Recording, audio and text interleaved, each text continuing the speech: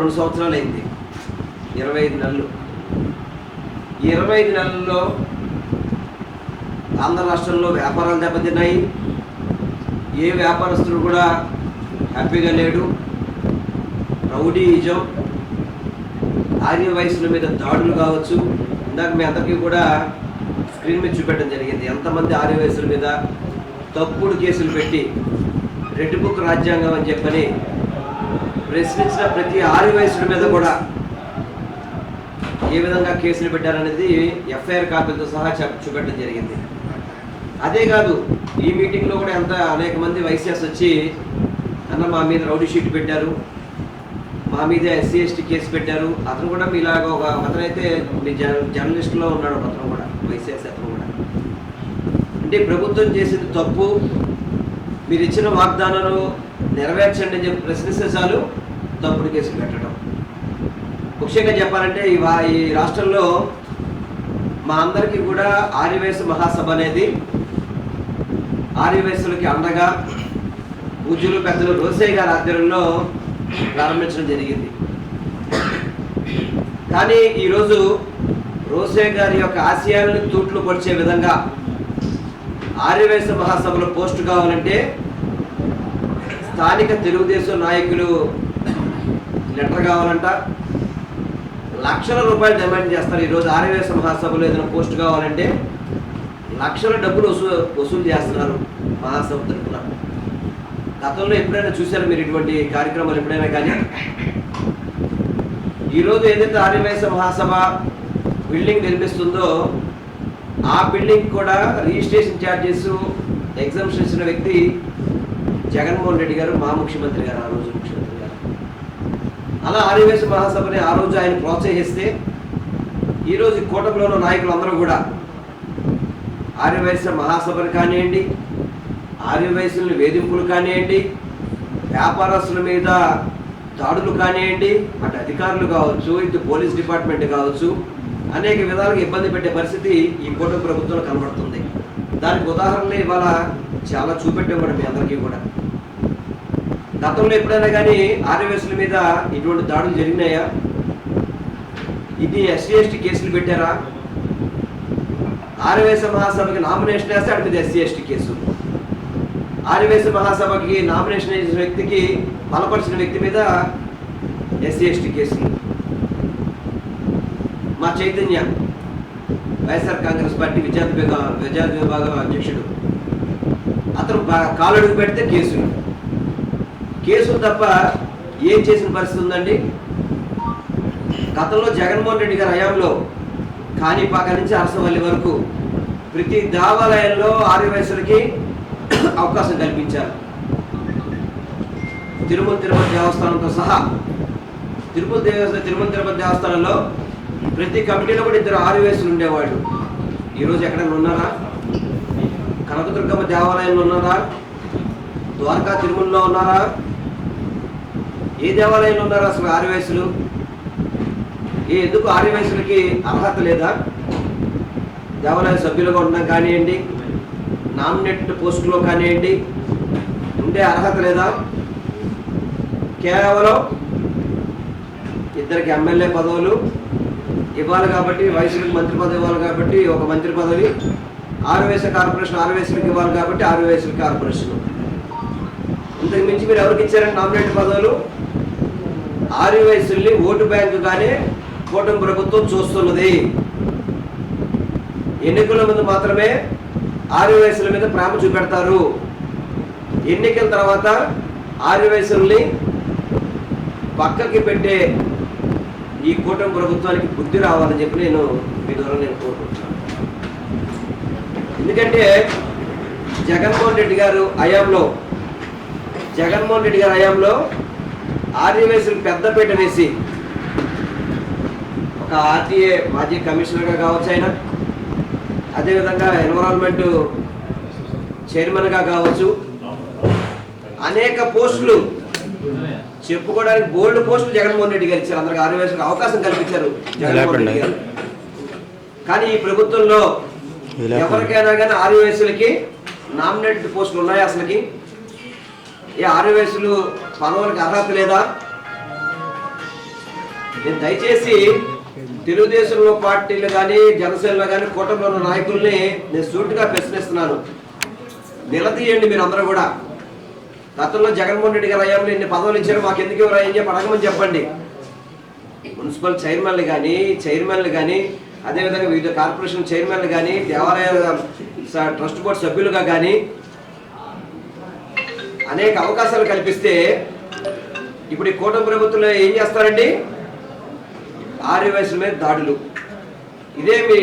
ఇదే జిల్లాలో పొదిలి అవినాష్ అని చెప్పని ఆ కుర్రాడు వ్యాపారస్తుడు లారీ ఏదో రోడ్డు మీద పెట్టాడని చెప్పని వేమన్ అని చెప్పని ఒక ఎస్ఐ చితక బాధాడు అబ్బాయిని.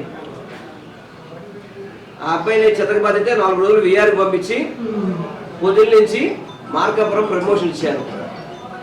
పక్కన కావలిలో ఎవరైతే తెలుగుదేశానికి సంబంధించిన మార్కెట్ డైరెక్టర్ రోడ్డు మీద చితకబాది పడేస్తే ఏం చర్యలు ఉన్నాయండి అతని మీద? ఎక్కడైనా చర్యలు ఉన్నాయా?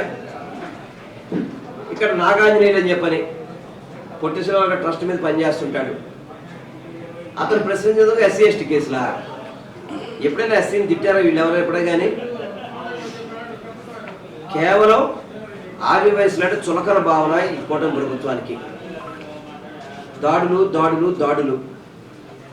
ఎవరైనా అడిగితే వాళ్ళ మీద దాడులు చేయడం, వాళ్ళని హింసించడం, వాళ్ళని శిక్షించడం, వాళ్ళని కేసులు పెట్టి బెదిరించడం. ఆ రోజులు పోయినాయి. ఇంకా ఈరోజు మీరు చూశారు కదా, ఒంగోలు మీటింగ్ అంటే ఎంతమంది వచ్చారు? ఈరోజు హాల్ సరిపోలే. ఈరోజు ఒక్కొక్కళ్ళు ఒక్కొక్క కష్టం చెప్పుకొని రావడం. జగన్మోహన్ రెడ్డి గారి ట్రైన్లో సంక్షేమ పథకాలు ప్రజలకు వచ్చినాయి, తద్వారా వ్యాపారాలు బాగా పెరిగినాయండి. ఈ కూటమి ప్రభుత్వంలో కనీసం రోజుకి బోని కొట్టే పరిస్థితి లేదని చెప్పని ఎంతమంది ఈరోజు వ్యాపారస్తులు వెలవెల్లాడుతున్నారు అనేది ఈరోజు మనకు అర్థమవుతుంది. ఆ బాధతో పాటు జిఎస్టీ అధికారులు, ఇతర అధికారులు వేధింపులు. వాళ్ళు జిఎస్టీ అధికారులు షాపులకు వచ్చి ఏం చెప్తారు? మాకు రాష్ట్ర ప్రభుత్వం టార్గెట్ ఇచ్చింది, మీరు ట్యాక్స్ కట్టాల్సిందే. ఎందుకు కట్టాలి ట్యాక్స్? కట్టాల్సిన వరకే కట్టగలుగుతారు. మీరు కట్టకపోతే ఏదో విధంగా మేము ఇది కేసులు పెడతాం. నేను కూటమిలో ఉన్న ఆర్యవైశ్య దద్దమ్మలు అడుగుతున్నాను, ఏం చేస్తారు మీరు అందరూ కలిసి? ఇంతమంది ఆర్యవైశ్యుల మీద దాడులు జరుగుతుంటే ఏం పీకుతున్నారా మీరు అందరూ కలిసి? అంటే పొట్టి శ్రీరాములు గారి విగ్రహానికి ఏమో ఆర్యవైశ్యులు చందాలేసి విగ్రహాలు కట్టాలా? అదే అమరావతిలో ఎన్టీ రామారావు విగ్రహం పెడతారంట. మన మంత్రి నారాయణ గారు చెప్తున్నారు 1700 కోట్లతో మేము ఎస్టిమేషన్ వేస్తున్నాం అని చెప్పని. అంటే పొట్టి శ్రీరాములు గారు ఓన్లీ ఆర్యవైశ్యులకు మాత్రమే పనిచేశారా? ఈ రాష్ట్రం ఏర్పడటానికి ఆయన ప్రాణం ఇచ్చాడండి. దళితులు గుళ్ళోకి వెళ్తానికి ఉద్యమం చేశాడండి ఆయన. అటువంటి విగ్రహానికి ఆర్యవైశ్యుల దగ్గర గ్రామాల దగ్గరికి వెళ్ళి చందాలా? అడుక్కు 5,000, అంగుళానికి 5,000 డబ్బులన్నీ ఆర్యవైశ్యులు. ఇవి చంద్రబాబును పవన్ కళ్యాణ్ షో చేస్తారా? అసలు ప్రొఫెసర్ నాగేశ్వరరావు గారు చేసిన తప్పు ఏంటండి? ప్రొఫెసర్ నాగేశ్వరరావు గారు చేసిన తప్పు ఏంటి అసలుకి? ఆయన ఒక విశ్లేషకుడుగా ఒక విశ్లేషణ చెబితే అతని మీద తప్పుడు కేసులు పెడతారా? అసలు ఎక్కడికి పోతున్నాం మనం? అసలుకి ఎక్కడికి పోతున్నాం అసలుకి? దీన్ని పూర్తిగా కూడా ఖండిస్తున్నాం. 100% వైఎస్ఆర్ కాంగ్రెస్ పార్టీ ఈ రాష్ట్రంలో ఎక్కడ ఆర్యవైశ్యులకు ఇబ్బంది పడినా కూడా మా వైఎస్ఆర్ కాంగ్రెస్ పార్టీ వాళ్ళకి అండగా ఉంటుంది. అది వ్యాపారస్తులు కావచ్చు, విలేకరులు కావచ్చు, వివిధ ప్రొఫెషనల్ ఎవరైనా కానీ ప్రతి ఒక్కరికి కూడా జగన్మోహన్ రెడ్డి గారి నాయకత్వంలో మేమందరం కూడా అండగా ఉంటామని చెప్పని మీ ద్వారా తెలియపరచుకుంటాను. ఎందుకంటే చంద్రబాబు నాయుడు కానీ, పవన్ కళ్యాణ్ కానీ, భారతీయ జనతా పార్టీ కానీ కాపాడల ప్రేమ చూపెడతారు. పొట్టి శ్రీరాములు గారి కంటే మాకు బాగా ఇష్టం, మేము పొట్టి శ్రీరాములు గారికి ఇది అది ఏదని చెప్తుంటారు. ఈ ఆంధ్ర రాష్ట్ర అవతరణ దినోత్సవం ఎందుకు వచ్చిందండి? పొట్టి శ్రీరాములు గారి ప్రాణ త్యాగ ఫలితంగానే వచ్చింది. ఆ నవంబర్ 1 ఎందుకు ఆపేశారు మీరు? మీరు 2014 నుంచి 19 వరకు మీరు ఆపేస్తారు కదా. జగన్మోహన్ రెడ్డి గారు జీవో ఇచ్చే లాస్ట్ మేము 5 ఏళ్ళు మేము ఆ కార్యక్రమాలు చేశాము. ఇప్పుడు ఏమైంది మీకు? ఎందుకు తీసేస్తారు దాన్ని? మీరు ఎందుకు తీసేస్తున్నారు? మేము చింతామణి నాటకాన్ని బ్యాన్ చేసి జీవో ఇస్తే రఘురామ కృష్ణరాజు గారు చింతామణి నాటకాన్ని ఆ జీవోని రద్దు చేయమని చెప్పి కోర్టులో వేసిన వ్యక్తికి మీరు డిప్యూటీ స్పీకర్ ఇస్తారా?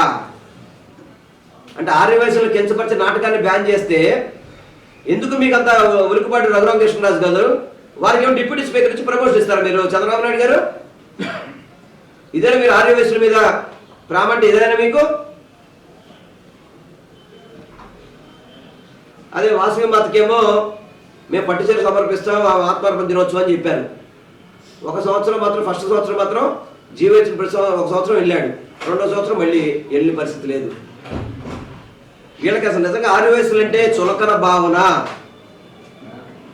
తప్పనిసరిగా ఆర్య వయసులు బుద్ధి చెప్పే రోజులు కుటుంబ ప్రభుత్వానికి తొందరలోనే ఉన్నాయి. ఎప్పుడు ఎన్నికలు వచ్చినా కానివ్వండి, ఇప్పుడే చాలా మంది బాధపడతారు. తప్పు చేశాము, కూటమికి ఓటేసి అని చెప్పని చాలా మంది బాధపడుతున్నారు. ఎప్పుడు ఎన్నికలు వచ్చినా జగన్మోహన్ రెడ్డి గారిని ముఖ్యమంత్రి చేయడానికి రాష్ట్రంలో ఉన్న ఆర్య వయసులు అందరూ కూడా ఏకతాట మీదకి వస్తున్నారు ఆల్రెడీ ఇప్పటికే. మేము ఇలాగే మన రాష్ట్ర కార్యాలయంలో మీటింగ్ జరిగింది, ఇప్పుడు ఉమ్మడి ప్రకాశం జిల్లాలో నడిచింది. ప్రతి ఉమ్మడి జిల్లాలో కూడా ఈ మీటింగ్లు పెట్టి ఆర్య వయసులకు భరోసా ఇచ్చే విధంగా తప్పకుండా వైఎస్ఆర్ కాంగ్రెస్ పార్టీ పనిచేస్తుందని చెప్పి తెలియపరుచుకుంటూ ఈరోజు ఈ మీటింగ్కి వచ్చిన ప్రతి ఒక్క ఆర్య వయసు సోదరులు కూడా మహిళలు కూడా వచ్చారు. ఈరోజు మీటింగ్కి మహిళలు కూడా వచ్చారు, ఎందుకంటే వాళ్ళకి న్యాయం జరిగింది. జగన్మోహన్ రెడ్డి గారి టైంలో ఈబీసీ నేస్తామని చెప్పని గతంలో ఎన్నడూ లేని విధంగా అగ్రవర్ణాల్లో ఉన్న మహిళలకు కూడా ఆర్థికంగా ఇబ్బంది ఉంటే వాళ్ళకు కూడా ఈబీసీ నేస్తామని చెప్పని జగన్మోహన్ రెడ్డి గారు పథకం ఇచ్చారండి. ఇవాళ చంద్రబాబు నాయుడు గారు ఆ పథకాన్ని క్లోజ్ చేశారు. ఆడబిడ్డని ఇస్తా అని చెప్పని 45 ఏళ్ళు దాటితే జగన్మోహన్ రెడ్డి గారు ఆ రోజు ఈబీసీ నేస్తాం, కాపు నేస్తాం, చేయుత అని చెప్పి ఆడబిడ్డలకి ఆ రోజు ఆయన అవకాశం కల్పిస్తే మహిళలకి, ఈరోజు చంద్రబాబు నాయుడు ఏమన్నాడు, 18 ఏళ్ళు దాటిన ప్రతి మహిళకి 1500 మీకు 1500, ఒకళ్ళంటే 1500, ఇద్దరుంటే 3000, ముగ్గురుంటే 4500, నలుగురుంటే 6000 అని చెప్పే పాట పాడాడు కదా. ఏమైపోయింది ఆ పాట? ఎక్కడికి వెళ్ళిపోయింది? అందుకనే ఈరోజు ఆర్య వయసు మహిళలు కూడా రోడ్డు మీదకి వస్తున్నారు. తప్పనిసరిగా కూటమికి నోకలు చెల్లినాయి. కూటమి ప్రభుత్వానికి ఆర్య వయసులందరూ కూడా ఏకతాటి మీద జగన్మోహన్ రెడ్డి గారికి మద్దతు ఇవ్వడానికి సిద్ధంగా ఉన్నారని చెప్తానికే ఈరోజు మా కుప్పం ప్రసాద్ ఏదైతే ఈ ఉమ్మడి ప్రకాశం జిల్లాలో ఏర్పాటు చేసిన సభ నిదర్శనం. చక్కగా ఒక పిలుపు పిలిస్తే ఈరోజు ఎంతమంది వచ్చారు. ప్రతి ఒక్కరికి కూడా ఈ ప్రకాశం జిల్లా ఏదైతే మా ఒంగోలు జరిగిన మీటింగ్లో స్ఫూర్తిగా తీసుకొని ప్రతి జిల్లాలో కూడా ఇటువంటి సమావేశాలు ఏర్పాటు చేస్తాం. సమావేశంలో ఆర్య వయసు అందరికీ కూడా భరోసా ఇస్తాను మీ ద్వారా నేను తెలియపరచుకుంటున్నాను. సార్, ఆర్య వయసు మీద దాడులు జరుగుతున్నాయి కదా, వాళ్ళ మీద దాడులు చేసిన వాళ్ళు కానీ చర్యలు నామాత్రంగా ఉన్నాయి. మీరు వారికి ఎటువంటి భరోసా ఇస్తారు? అదే చెప్తున్నాం కదా, ఇప్పటికైనా కానీ ఎవరైతే ఆర్య వయసు మీద దాడులు జరిగినాయో వాళ్ళు వస్తే ప్రైవేట్ కేసులు వేస్తాం తప్పనిసరిగా. రానున్న రోజుల్లో జగన్మోహన్ రెడ్డి గారు 2.0 అనేది ఆర్య వయసుల మీద కూడా భరోసా ఇస్తుంది. తప్పనిసరిగా వాళ్ళందరికీ కూడా న్యాయం చేస్తాము. ఈ కూటమి ప్రభుత్వం కనుక వాళ్ళ మీద యాక్షన్ తీసుకోకపోతే, ఆర్య వయసుల మీద జరిగిన దాడుల మీద కనుక వీళ్ళు యాక్షన్ తీసుకోకపోతే తప్పనిసరిగా జగన్మోహన్ రెడ్డి గారి ప్రభుత్వం ఏర్పడ్డాక వాటి మీద యాక్షన్ తీసుకునే విధంగా బాధ్యత మేము అందరం కూడా తీసుకుంటామని మీ ద్వారా తెలియపరచుకుంటాం. ఓకే. ఉమ్మడి ప్రకాశం జిల్లా ఆర్యవైశ్య ఆత్మీయ సమ్మేళనానికి పెద్దలు, మా ఆర్యవైశ్య డైనమిక్ లీడర్ ఎల్లంపల్లి శ్రీనివాసరావు గారు, అదేవిధంగా అన్న రాంబాబు గారు, గుబ్బా చంద్రశేఖర్ గారు, రేబాల శ్రీనివాసరావు గారు, మిట్టా కరుణాకర్ గారు, పానుగంటి చైతన్య, అందరూ కూడా ఈ కార్యక్రమానికి విచ్చేసేందుకు వాళ్ళందరికీ ప్రత్యేక ధన్యవాదాలు తెలుపుతూ, మీడియా మిత్రులకు కూడా ప్రత్యేక ధన్యవాదాలు. మొట్టమొదటి నుంచి ఒంగోలులో మీడియా మిత్రులు అందరూ కూడా నన్ను ఒక సొంత ఫ్యామిలీ మెంబర్ లాగా అందరూ కూడా సపోర్ట్ చేస్తూ ఉంటారు.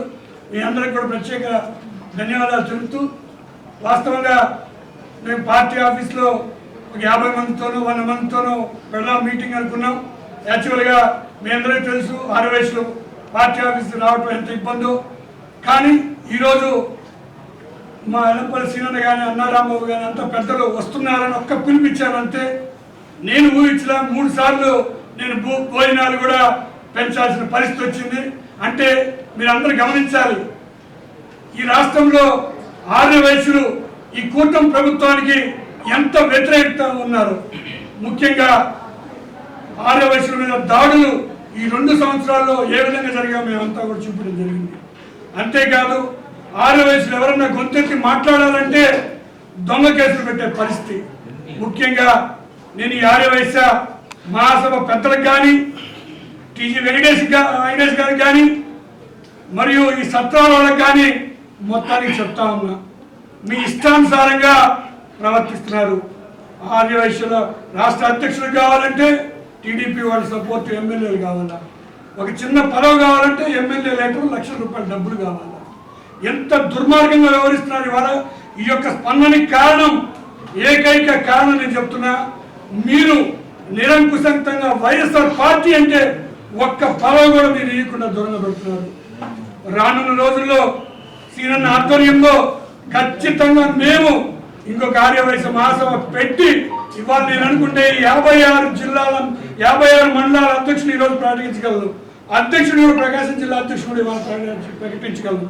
కానీ మీకు కూడా పద్ధతి మార్చుకోండి. మార్చుకోకపోతే మాత్రం మొట్టమొదటిగా ప్రకాశం జిల్లా నుంచి ఆర్యవైశ్య సమ్మేళనం జరిగింది. ఆర్యవైశ్య మహాసభకు కూడా 56 మండలాధ్యక్షులు వేసి జిల్లా అధ్యక్షుడు కూడా వేసి మా పెద్దలందరూ కూడా సమర్పించడానికి వెనకాలను.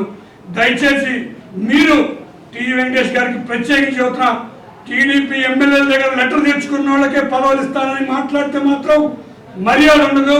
ఇంకొకసారి మీ సత్రాలు ఇచ్చిన వాళ్ళకే ఇవ్వటం మీ తొత్తులాగా అన్నిటికీ మీరు వాడుకున్నారు. ఒక పద్ధతిగా మీరు పోయి వైఎస్ఆర్ పార్టీ వాళ్ళకు కూడా మీరు ప్రాధాన్యత ఇవ్వకపోతే రానున్న రోజుల్లో మేము కూడా ఏం చేస్తామనేది తెలియపరుస్తున్నాం. ముఖ్యంగా ఉమ్మడి ప్రకాశం జిల్లా ఆర్యవైశ్య సోదరులందరికీ కూడా ఎప్పుడు నేను రుణపడి ఉంటాను. నిజంగా ఈరోజు అందరు పార్టీ ఆఫీసులో వద్దన్న వైశ్యులు రారన్నా కానీ అసలు 100ల సంఖ్యలో వచ్చిన ప్రతి ఆర్యవైశ్య సోదరులు అందరికీ కూడా ఉదయపూర్వక ధన్యవాదాలు తెలుపుకుంటూ ఈ కార్యక్రమానికి నా వెనుకను నడిపించిన ఎల్లంపల్లి సీనన్న గారికి ప్రత్యేక ధన్యవాదాలు.